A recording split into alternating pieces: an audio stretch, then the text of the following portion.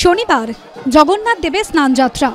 শাস্ত্র মতে এই দিনে আবির্ভূত হয়েছিলেন জগন্নাথ দেব। আর সেই উপলক্ষেই পুরী থেকে মাহেশ জেলায় জেলায় সেজে উঠলেন জগন্নাথ, বলরাম, সুভদ্রা। এদিন স্নানযাত্রা উপলক্ষে সেজে ওঠে পুরীর জগন্নাথ ধাম। চারিদিক মুখরিত হয় জয় জগন্নাথ ধ্বনিতে।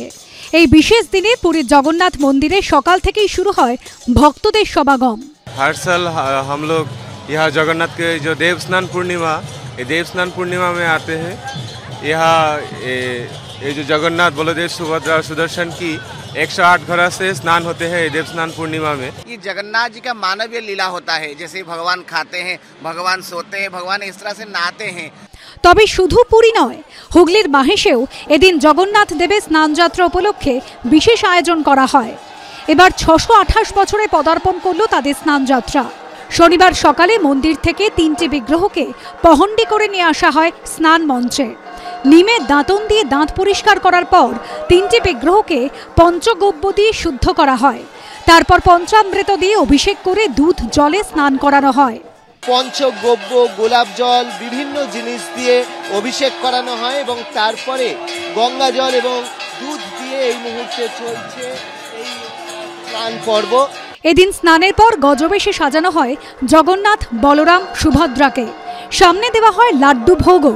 গজবেশ অর্থাৎ ভক্তের ইচ্ছে ছিল যে গজপতি বেশে জগন্নাথকে দেখতে চান এবং সেই কারণেই এই গজবেশ এবং লাড্ডু দেওয়া হয়েছে। গণপতি ভট্ট তিনি গণেশের উপাসক ছিলেন, ভাবলেন যে এখানে গণেশ রূপে জগন্নাথ দেবকে দর্শন পাবো। গণেশ রূপে তিনি দর্শন পেলেন না জগন্নাথ দেবকে, গৃহ অভিমুখে যাত্রা শুরু করলেন। সেই সময় জগন্নাথ দেব ওনাকে ছদ্মবেশে তিনি এলেন এবং বললেন, তুমি এবার যাও স্নানবেদিতে এবং আমাকে দর্শন করো, দেখবে গজবেশেই তুমি দর্শন পাবে। শনিবার নদিয়ার মায়াপুরে রাজাপুর জগন্নাথ মন্দিরে রীতি মেনে চন্দন, দুধ এবং সুগন্ধি মেশানো 108 ঘড়া জলে স্নান করানো হয় জগন্নাথ, বলরাম এবং সুভদ্রাকে।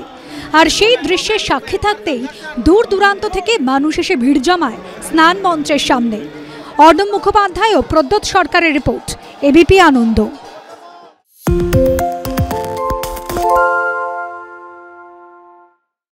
সত্য অন্তহীন, সত্যের খোঁজও তাই, সত্য সন্ধানে তাই আমরা অক্লান্ত, অকুতভয়। এবিপি আনন্দ নতুন ভাবনার প্রতীক, যা মনে মুক্ত, তথ্যে যুক্ত এবং যাবতীয় সীমানার বাঁধন থেকে মুক্ত। সীমা না শব্দটির মধ্যে লুকিয়ে আছে মানা শব্দটি, যেন চোখ রাঙানি এক অদৃশ্য বেড়াজাল, যা আটকে রাখে আমাদের এক ছোট্ট গণ্ডির মধ্যে। একমাত্র সঠিক খবরই গড়ে তুলবে এক মুক্ত সমাজ। সেই জগৎ গড়ার লক্ষ্যে কোনো সীমানার ঠুকুটি আমরা মানব না। এবিপি আনন্দ এগিয়ে থাকে, এগিয়ে রাখে।